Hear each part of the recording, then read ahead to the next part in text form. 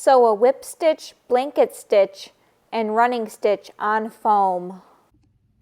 You will be sewing foam with a needle and yarn. You will use at least 2 different stitches, one for the border and a stitch for the inside design. Cut a wingspan length for the border. Cut half of an arm's length for the running stitch. Take a look. There are 5 different stitches here that you can use to sew on your foam. I'm going to demonstrate the whip stitch, the running stitch, and the blanket stitch today. If you would like to use the back stitch or the French knot as part of your design, we'll help you one-on-one. To thread your needle, place your yarn into the paper threader. There should only be a tiny bit of yarn hanging out. Next, pinch the corner of the paper threader. Put the corner through of the paper threader like so, and pull it through. Tie a knot by leaving a tail and placing the tail of the yarn over the strand of yarn and under the strand of yarn, and pulling it through to secure the needle. Sew a whip stitch. This can only be used on the border. To start, tie a knot on the end of your string by looping it around your fingers and pulling it through.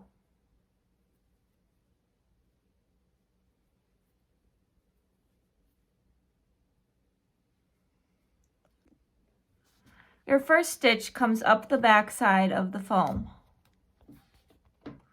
and pull it all the way through to leave a tail at the end. Now, whip around to the back side and pull through. So you always want to come up through the back side.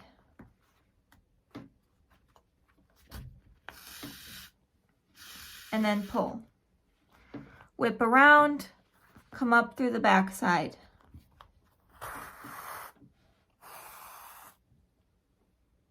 Whip around, come up.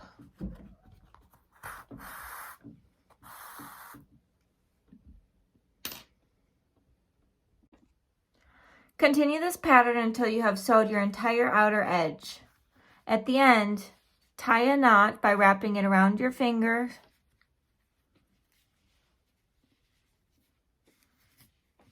and pulling it through.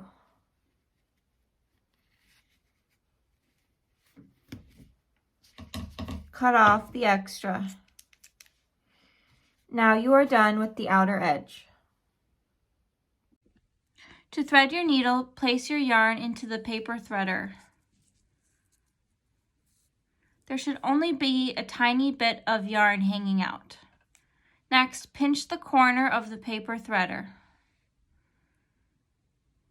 Put the corner through of the paper threader like so, and pull it through.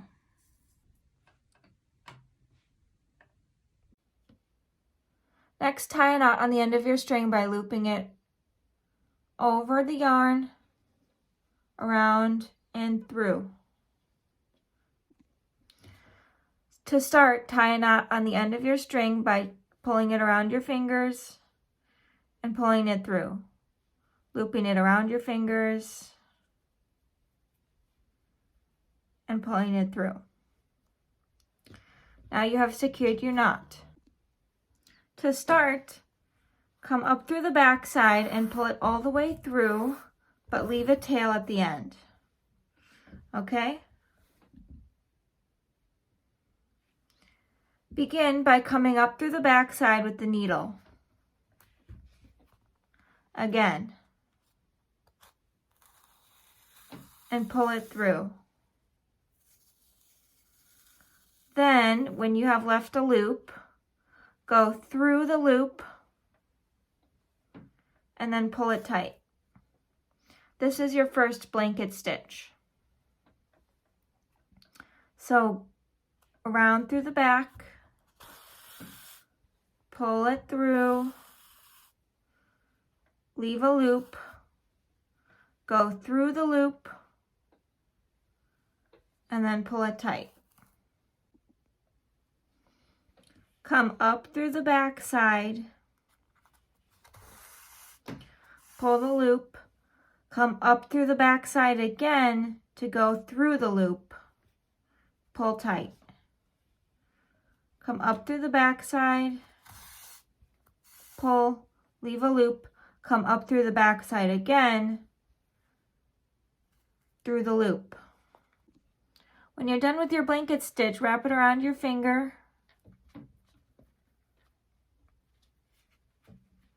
and tie a knot.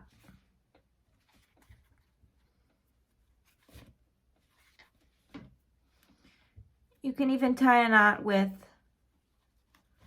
the end of your other stitches. Now you are done.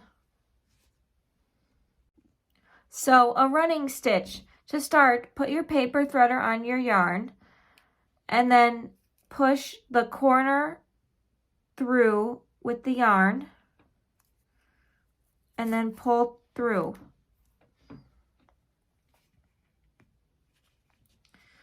Next, tie a knot on the end of your string by looping it around the yarn and through and pulling it through. A running stitch is used for the middle part of the design. It's like drawing a line with yarn. So to start, tie a knot at the end of your yarn by wrapping it around your fingers and pulling it through.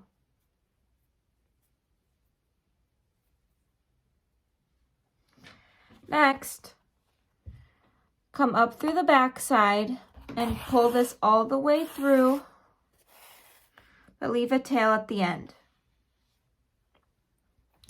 Now repeat the pattern up, down in your design.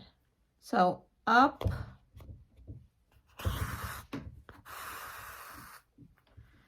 down,